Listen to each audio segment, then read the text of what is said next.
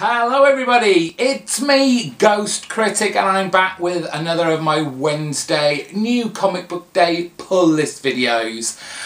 Before I kick off with the 11 or 12 so books I picked up this week, I've been thinking this week and I came to a decision which I hope I'll keep, because I'm not made of money. I did something this week that I don't tend to do, or at least not look so far forward, but I was on the Newsarama website and it had all the February 2016 solicitations for Image, DC and Marvel. So I had a look, especially Image, and I could see that, you know, there were some low number issues, which meant there were more number ones to come out from Image. And although I'm enjoying all the Image books, bar a few, which I'll talk about in a minute, I am loving them, but I just cannot afford to buy any more.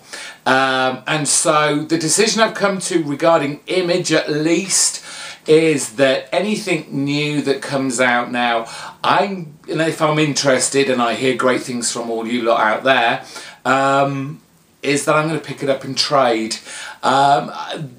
The marketing model idea, this whole let's throw out a story arc, have a hiatus, throw in a few extra issue ones or something else, then come back, it's just getting too much.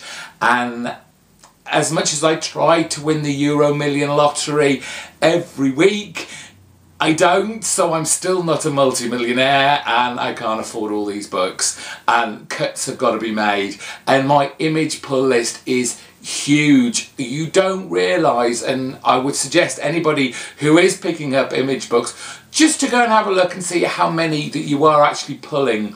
Just because they don't come out and they all have these hiatuses doesn't mean that you're not picking up a damn sight more than you actually think you are.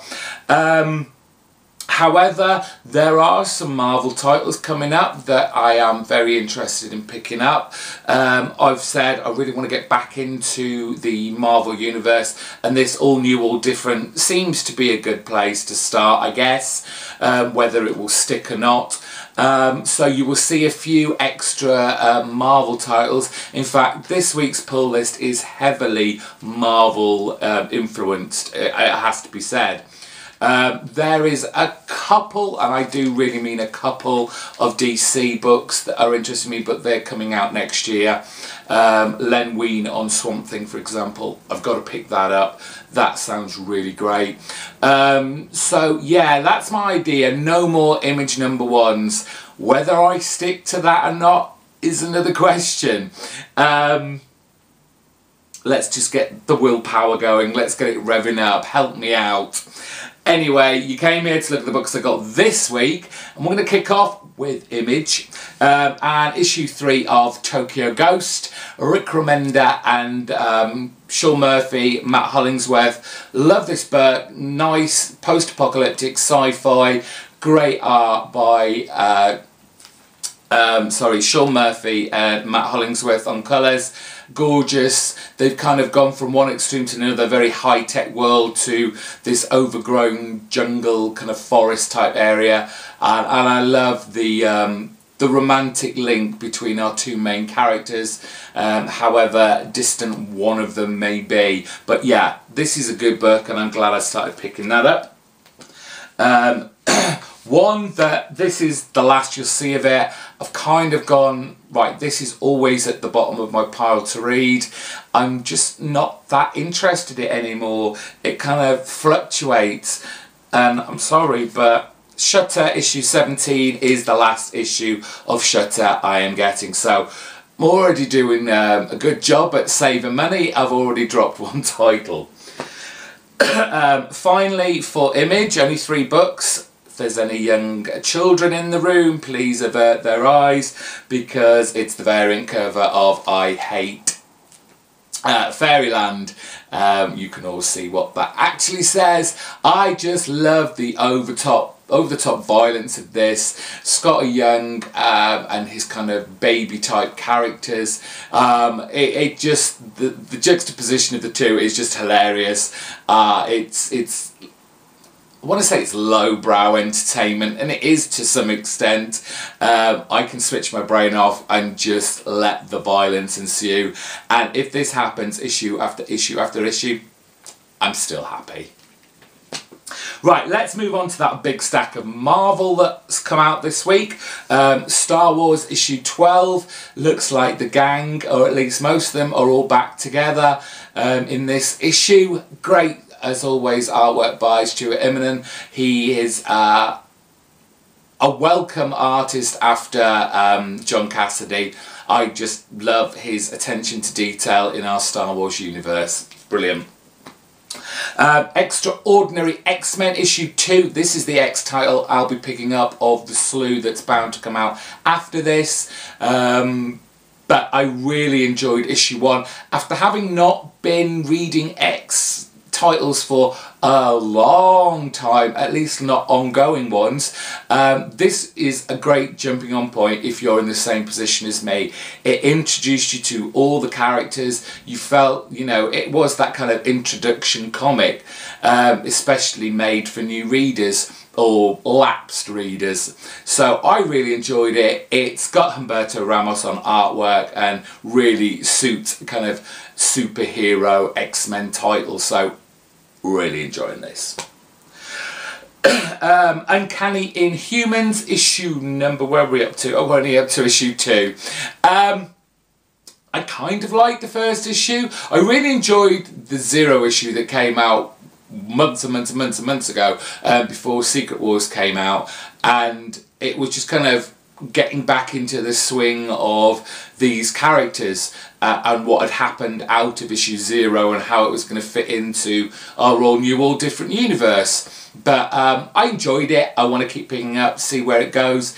Inhumans are definitely characters that, you know, seem to have been given the kind of Guardians of the Galaxy treatment. There must be a movie for this coming out soon. They seem to be heavily emphasising the Inhumans in a lot of their titles right now, so I'm just keeping up to date. My Avengers title, it's going to be the Uncanny Avengers. It was weird, the first issue, I put it in my honourable mentions for my top favourites of last month, and I guess not many people got to the end or near the end of the video, or the people who didn't read it, because I did ask what people thought of the first issue, because while the story was entertaining, the artwork I struggled with. Ryan Stegman's anatomy on characters, it's strange. I can't remember much Stegman artwork, and I'm just wondering, is this his style? Is this something new he's trying out? But let me know if you picked up Uncanny Avengers, if you know Ryan Stegman's artwork of old. Let me know if this is what I'm going to be, well, anticipating for the next few issues. How the Uncanny Avengers has got an annual out already, given it's only on issue 2 this week, I don't know. But I picked it up anyway. Let's see. I have no clue what's going on, what's going to happen, but hopefully it will maybe explain our all new, all different universe and this particular team. Who knows? On to DC now. There's 1 DC and 2 Vertigo. Issue 6 of Dr. Fate. I don't know many people who are reading this. I don't believe in my heart of hearts that this will be ongoing for any particular length, so I'm just enjoying it now while it is there. I've always liked the DC characters that involve the kind of the magic and the occult, and with the kind of like Egyptian gods tie-ins here. I'm just really enjoying it. I like the new character, him trying to kind of reconcile his life as, I think he's like learning to be a doctor, and obviously being Dr. Fate.